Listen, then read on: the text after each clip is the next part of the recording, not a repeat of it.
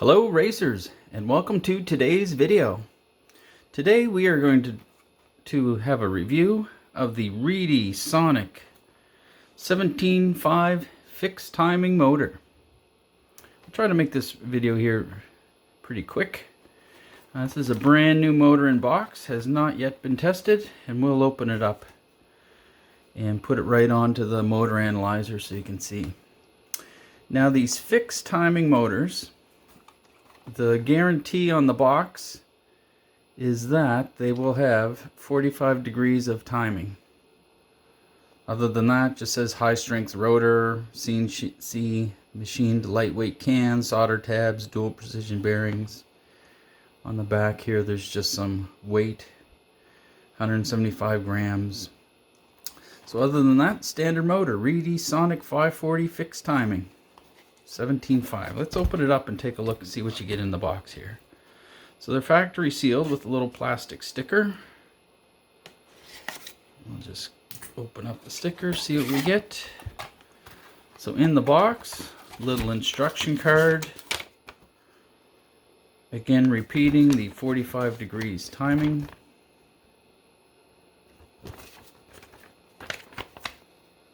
One to 2 cell lipo.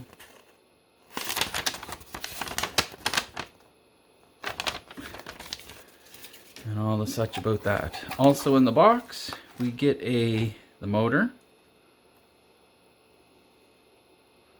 Fixed timing on the can.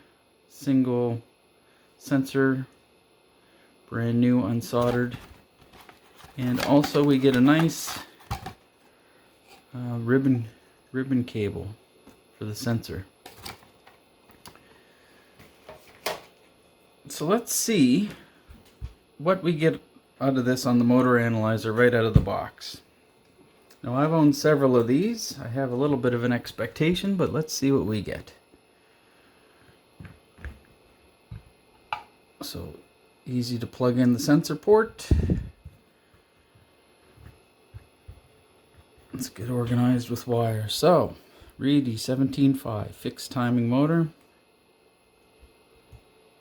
First I'm most interested in is to see, does it actually have the 45 degrees timing it says it has.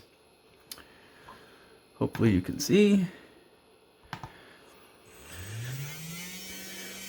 Now first thing I do notice about the motor is these do run very quiet. They seem to be a solid construction. They run very quiet. The timing is almost done. And we have 42 degrees. I find most of these motors come out like that, 42 degrees. I'll just write it down.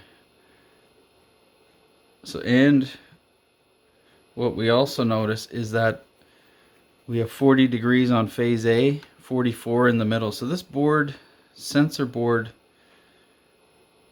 is quite a bit of a range on it. So out of the box, if you're thinking of something like this for a spec class, it seems to have quite a bit of variability in it. And just for fun, let's take a look at the kV.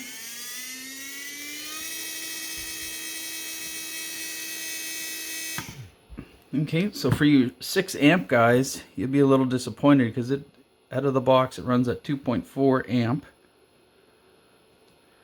RPM 19092 and the kV is 2447. So this motor out of the box is a little bit on the weak side.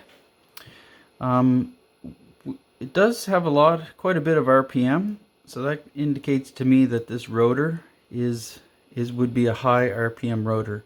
We'll take this apart and see what's inside. Okay, so that's our motor test here. Now let's see what we get for a resistance test. I have one of these MMS complete testers, and with this I can tell both the resistance of the coils and I have a little attachment that I can test the rotor, and we'll take it apart and we'll test the rotor too. With this we get our clamps. Let's do a quick test to see. Now a good 17.5 motor would be about 18.1 milliohms. So let's just test to see what we get here. I'll just put it across too, just to see what we get. And we get 22.5 milliohms. So it is a little bit high, but it's just test another one to see if it's consistent. 22.2. So yeah, it's consistent across the coils. We'll try another one here. 22.4. So it's about a 22.4, so that's good. It's not the specification though. The specification for 17.5 in racing is about 18.4, 18.5 and around there. So it's a little bit high. So from here, let's take it apart and see what's inside and test this rotor. Let me just write down the resistance numbers that we had. We had 22.0, 22.2 and around there. 22.6, 22.4,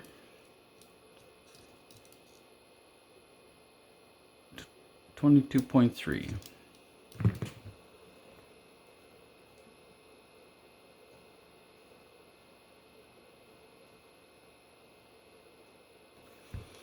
Okay, so let's move on to the Gauss attachment on my MMS Complete. With this, you just simply attach. I'll show you that piece, and then what we do is we put the rotor in there. Let's just take this apart and see what's inside. Now it's held together by 3 screws.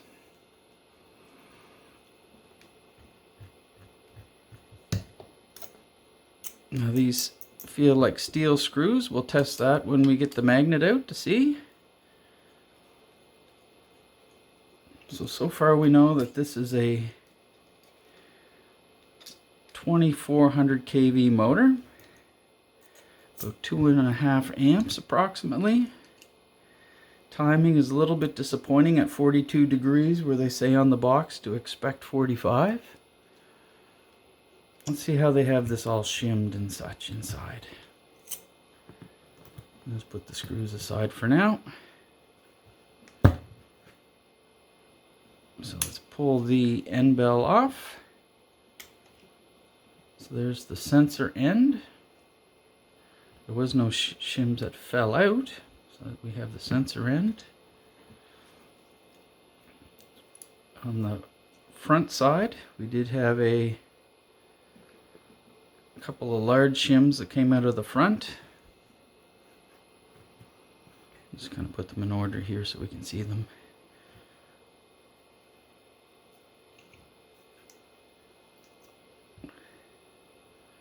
There's the can. You can see very solid construction. I don't recognize these little strips here. That seems to be new to me. I've not seen that kind in the construction of this type of thing before. Now the stator does not come out of the can, but it looks like it's soldered nice. Very solid construction there. Remaining on the rotor, there was a small shim on the front, and on the back, up by the sensor, we do have this bigger copper one. Okay, so now for my rotor test. What we typically do for rotor testing is I like to have a pinion on them just to kind of hold the rotor in place. Gives me something to work with. Something like that. Now it does have markings on it. It says that it's 12.5 by 25.3. And what they're referring to there is 12.5 across diameter and 25.3 in length this way. And for a spec motor, you can see that it's the center of this is open. It should be about 7 millimeters inside bore. All right, let's test and see what we have. So we'll put this MMS complete. Now this, when we test a rotor, it's in Gauss.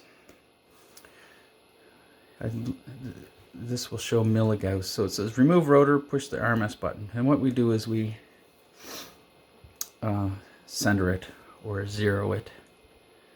Okay, so with this you simply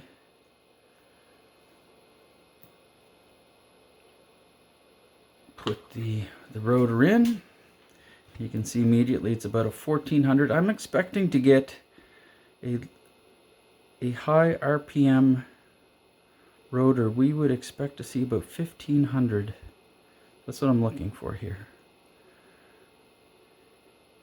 And you can feel the sweet spot of these rotors. You see I'm getting closer. 1491.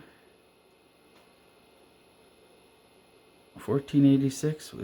It does seem to be quite weak. I would have expected this to be a 1500, 1550. So a 1400 Gauss rotor, that would be fairly weak. Let's see the other side of it. Now the other side will show as a negative number on my meter here. And this is 1450. I'm looking for the 1500. Now I'm moving the rotor around in the holder. You see I'm pushing it in, turning it.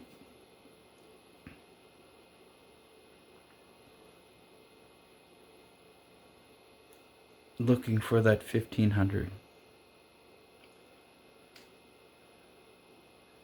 But again, we're at about a 14. Let's see if I can find 1490 in this.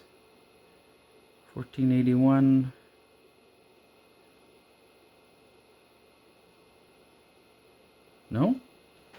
No, very pretty interesting that it is actually very low Gauss rotor in this. So the best I could get was about we got a 1491. So we got a 1491 on the north and the 1491 on the south. So it was not a 1500. I'm just gonna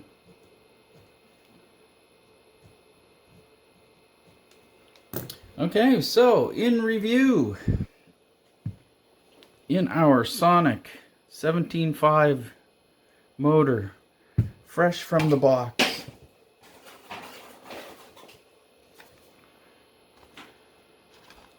it was supposed to be a 45-degree timed spec motor, and we found that it was a 42-degree timed spec motor with 40, 44, and 43 on the timing. Resistance was about 22.234 in around there, and the rotor power was a 1491, and we were expecting around a 1500 to a 1550. So the build of this motor seems strong. Resistance is good on the coils,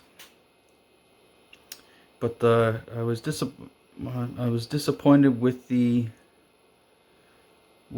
strength of the rotor. So with that said, that is the review of the Reedy Sonic 540 fixed timing motor. A lot of spec classes are based on it.